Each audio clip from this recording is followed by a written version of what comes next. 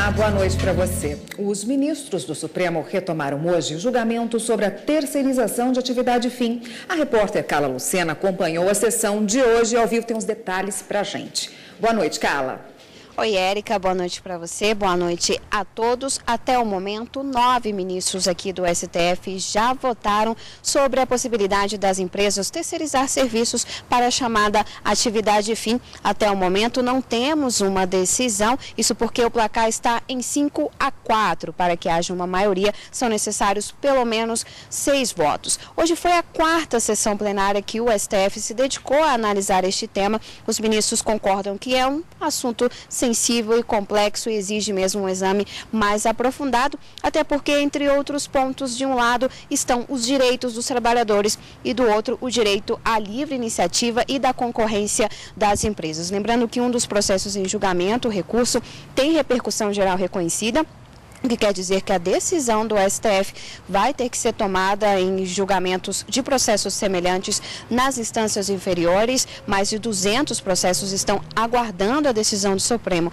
E na sessão de hoje, então, votaram os ministros Gilmar Mendes e Marco Aurélio, como vamos ver na reportagem. Empresas pelo mundo têm adotado a terceirização em todas as fases da produção e alcançam diminuição nas taxas de desemprego, disse o ministro Gilmar Mendes ao defender esse modelo de contratação. Ele foi o 5º a julgar que não há ilegalidade em terceirizar serviços, seja para atividade fim ou qualquer outra. Sem trabalho não há falar-se em direito ou garantia trabalhista. Sem trabalho, a Constituição Social não passará de uma carta de intenções.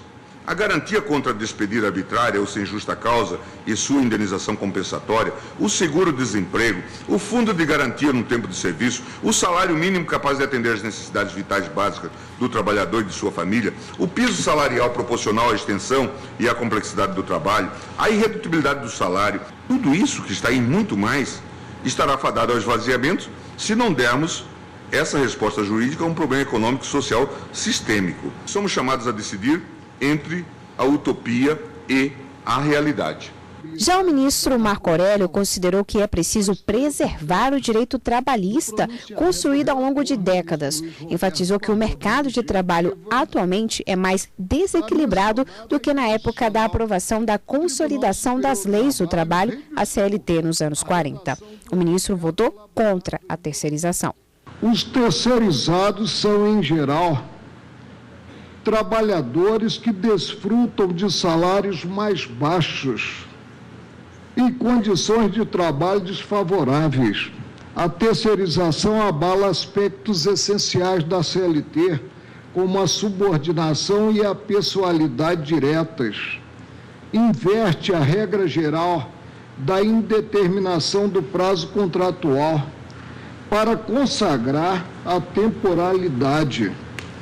A rotatividade muitas vezes inviabiliza o gozo das férias.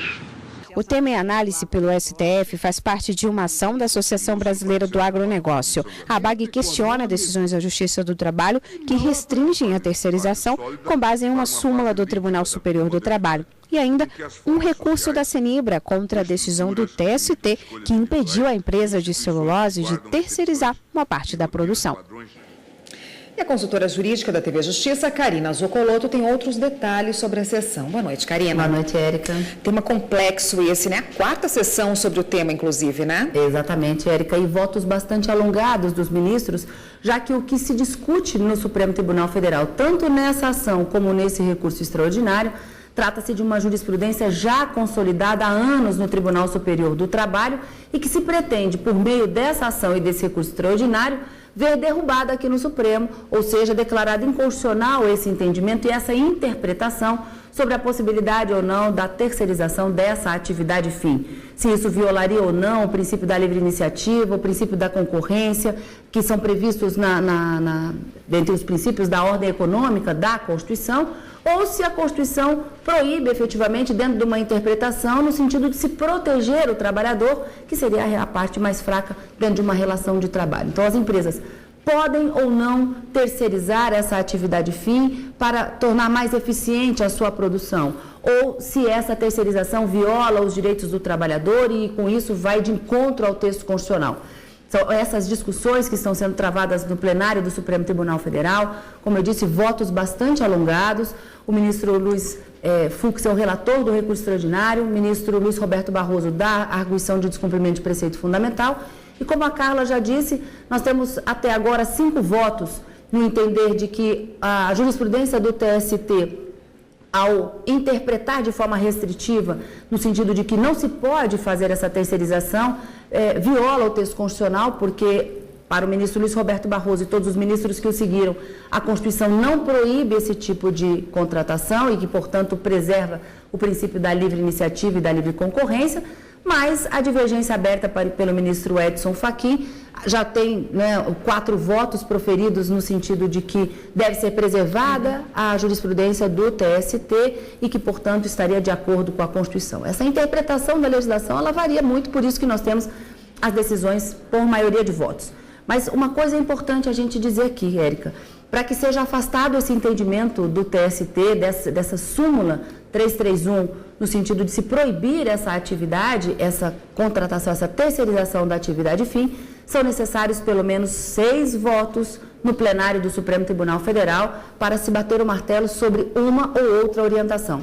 Até agora nós temos 5 votos, dentro da linha do que votou o ministro Luiz Fux e o ministro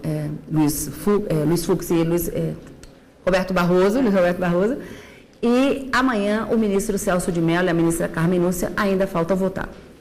5-4 até agora, não é? 5 votos a 4, alcançado o número de 6, nós já teríamos uma maioria suficiente para afastar o entendimento do Supremo. Mas como os ministros irão votar, temos que aguardar. Então, amanhã na sessão plenária, amanhã depois da sessão plenária, eu trago essas novidades. Até amanhã, então, Karine. Obrigada por hoje. Eu que agradeço.